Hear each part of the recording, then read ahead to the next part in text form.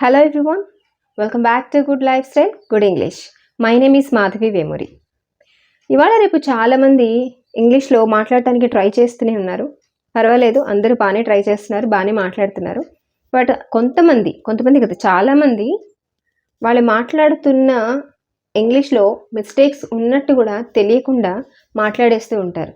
Okay, 1 or 2 mistakes అందరికీ కూడా సహజమే, ప్రాబ్లమే కాదు. బట్ మనం తెలుసుకుంటే మనం వాటిని రిపీట్ కాకుండా చూసుకోవచ్చు. Nowadays, many people are making mistakes while they are speaking in English without knowing that it's a mistake. అంటే అది మిస్టేక్ అని తెలియకుండా మాట్లాడేస్తూ ఉంటారనమాట. So this is also one of the mistakes that how the people are doing while they are speaking. ఇక్కడ చూడండి, అసలు మనకి ఫస్ట్ ఒక స్టేట్మెంట్ అంటే ఏంటి, ఒక క్వశ్చన్ అంటే ఏంటి తెలియాలి. ఫస్ట్ ఆ రెంటికి తేడా తెలియకపోవడం వల్ల ఒకదానికొకటి వాడేస్తూ ఉంటారు, మాట్లాడేస్తూ ఉంటారు అనమాట.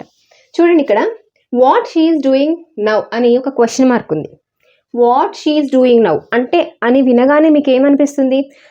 The people can easily inform their intention to other people in this way. So other people can understand what they are speaking, how they are speaking. They understand their intention, but it's a mistake. చూడండి, what she is doing now అంటే ఆమె ఏమి చేస్తూ ఉన్నదనే కదా. ఇప్పుడు ఎవరైనా what she is doing now అని అడిగితే అది దానికి అర్థం ఏంటి? ఆమె ఏం చేస్తూ ఉన్నది అని అడుగుతున్నారని అనుకుంటారు అంతే. కానీ అది గ్రామటికల్గా కరెక్ట్ కాదు. ఎందుకు కాదు? ఒక క్వశ్చన్ అనేది ఫ్రేమ్ చేయాలంటే either it is an yes or no question or double H question. Every sentence should have a structure. అలానే డబుల్ హెచ్ క్వశ్చన్కి ఒక స్ట్రక్చర్ ఉంటుంది, ఎస్ఆర్న క్వశ్చన్కి ఒకటి ఉంటుంది. సో అది తెలుసుకోవాలి ఫస్ట్. ఇది డబుల్ హెచ్ ఏటి వాట్, డబుల్ హెచ్ వర్డ్తో స్టార్ట్ అయింది కాబట్టి ఇది ఒక క్వశ్చన్ అని అనుకుంటూ ఉంటారు. But it's not a question, it's a statement. చూడండి, what she is doing now. Double H question రాసేటప్పుడు మనము చెప్పేటప్పుడు కూడా ఫస్ట్ డబుల్ హెచ్ వర్డ్ ఉంటుంది, దాని తర్వాత డైరెక్ట్గా సబ్జెక్ట్ రాయకూడదు. If it is a question we should not right subject after the double H word immediately. Okay, ఏం రాయాలి? హెల్పింగ్ వెర్బ్ రాయాలి. ఆ టెన్స్ని బట్టి, అడిగినటువంటి సిచ్యువేషన్ని బట్టి, టెన్స్ని బట్టి మనము హెల్పింగ్ వెర్బ్ అనేది రాస్తూ ఉంటాము. సో అప్పుడు ఏమవుతుందంటే ఆమె ఏం చేస్తూ ఉన్నది అని అడిగేటప్పుడు what is she doing now అని అనాలి. సో ఈ రెండు మారుతూ ఉండాలి. అంటే ఈ రెండు వాటి స్థానాన్ని మార్చుకుంటే అది క్వశ్చన్ అవుతుంది, లేకపోతే అది స్టేట్మెంట్ అవుతుంది. అప్పుడు అర్థం ఎలా వస్తుంది? ఇప్పుడు చూడండి, what is she doing now అంటే అది క్వశ్చన్, అది పర్ఫెక్ట్గా అది క్వశ్చన్. దాంట్లో వేలెత్తి చూపించడానికి ఏమీ కూడా లేదు. అంటే ఆమె ఇప్పుడు ఏం చేస్తూ ఉన్నది అని అర్థం. అదే మనం ఇలా what she is doing now అని అంటే అది క్వశ్చన్ కాదు, స్టేట్మెంట్. ఎలా అవుతుంది? ఆమె ఏమి చేస్తూ ఉన్నదో అని అర్థం, ఏమి చేస్తూ ఉన్నదని కాదు. సపోజ్ ఇప్పుడు మీరు నన్ను సేమ్ క్వశ్చన్ అడిగారనుకోండి, what is she doing now, దీన్ని ఫ్లిప్ చేసి షీ ఈజ్ రెండు ఫ్లిప్ చేసి what is she doing now అని మీరు నన్ను క్వశ్చన్ అడిగితే ఆమె ఏమి చేస్తూ ఉన్నది అని నేను దానికి ఆన్సర్ ఇలా చెప్పొచ్చు, I don't know what she is doing now.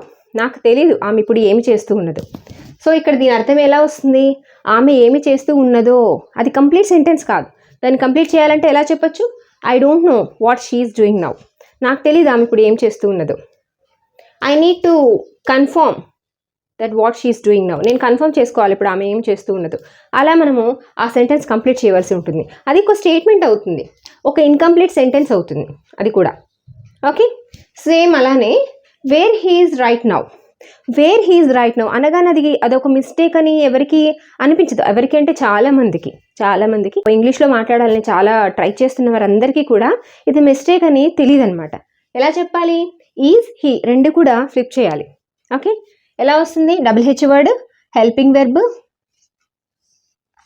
And then subject, and then object or etcetera ఏది ఉంటే అది. అప్పుడు ఎలా చెప్తాము? Where is he right now. అతను ఇప్పుడు ఎక్కడ ఉన్నాడు? ఓకే, సో ఇప్పుడు ఆ క్వశ్చన్కి సమాధానం ఎలా చెప్పచ్చు? Where he is right now. ఈ సెంటెన్స్ యూజ్ చేసుకొని చెప్పచ్చు స్టేట్మెంట్ లాగా. I don't know where he is right now. I don't know where he is now. అతను ఇప్పుడు ఎక్కడున్నాడో నాకు తెలీదు. I will enquire where he is right now. నేను ఎంక్వైర్ చేస్తాను అతను ఇప్పుడు ఎక్కడున్నాడు అని ఇలా చెప్తూ ఉంటాం. అలానే how she records a video. ఆమె వీడియో ఎలా రికార్డ్ చేస్తుంది? కరెక్ట్ కాదు. ఎలా చెప్తాము? హౌ షీ రికార్డ్స్ కదా. దీన్ని మనం ఎలా చెప్పాలంటే how does she record a video. How does she record A video, అది. ఓకే, సో ఇది how does she record a video అంటే ఆమె వీడియో ఎలా రికార్డ్ చేస్తుంది అని అర్థం. I also don't know, I need to ask her how she records a video. నాకు కూడా తెలీదు, నేను కూడా అడగాలి ఆమె ఎలా వీడియో రికార్డ్ చేస్తుంది అని ఇలా చెప్పొచ్చు అనమాట. అలానే when your brother informs you, when your brother informs you, నీకు ఎప్పుడు ఇన్ఫార్మ్ చేస్తూ ఉంటాడు? సో అలా కాదు, ఎలా చెప్పాలి? When does your brother inform you, does, because simple present tense కదా. When your brother informs you, informs అనగానే సింపుల్ ప్రెజెంట్ టెన్స్ అని తెలిసిపోవాలి. ఓకే, సో అప్పుడు క్వశ్చన్ అడిగేటప్పుడు ఎలా అడుగుతాము? When does brother inform you, నీకు ఎప్పుడు ఇన్ఫార్మ్ చేస్తూ ఉంటాడు మామూలుగా సింపుల్ ప్రెజెంట్ టెన్స్లో. అదే మనము ఆ క్వశ్చన్కి ఆన్సర్ చెప్పేటప్పుడు when he knows the fact immediately he informs me, అతను ఎప్పుడైతే నిజం తెలుసుకుంటాడో అప్పుడు నాకు ఇన్ఫార్మ్ చేసేస్తూ ఉంటాడు, ఇలా చెప్పచ్చు.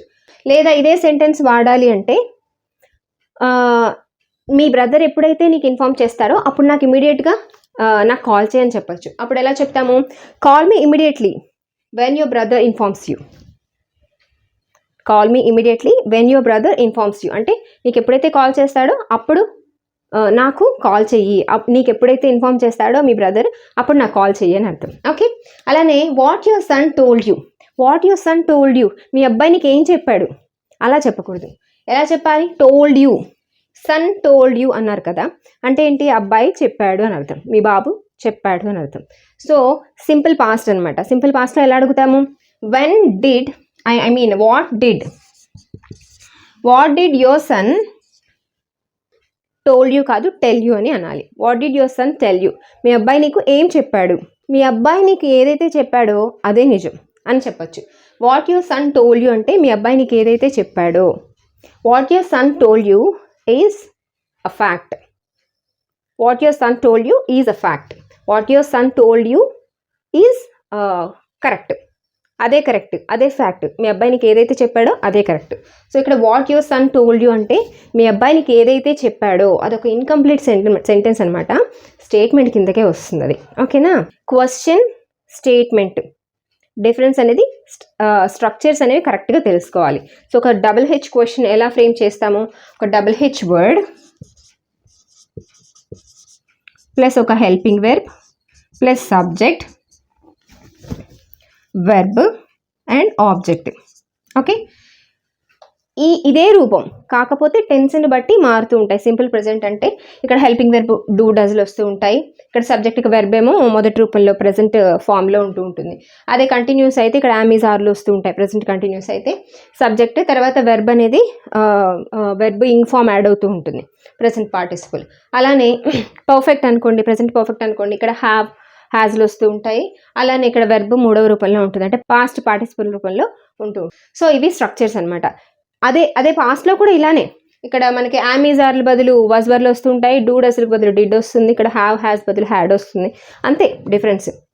ఫ్యూచర్కి వచ్చేటప్పటికి విల్లు షెల్ వస్తూ ఉంటాయి అంతే, వేరే పెద్దగా చెప్పుకోదగినంత గొప్ప సమాచారం ఏం లేదు అందులో. ఓకేనా? చాలా ఈజీ. సో కొంచెం మనసు పెట్టి క్వశ్చన్ ఏంటి, స్టేట్మెంట్ ఏంటి అని ఆలోచించండి. Okay, thank you.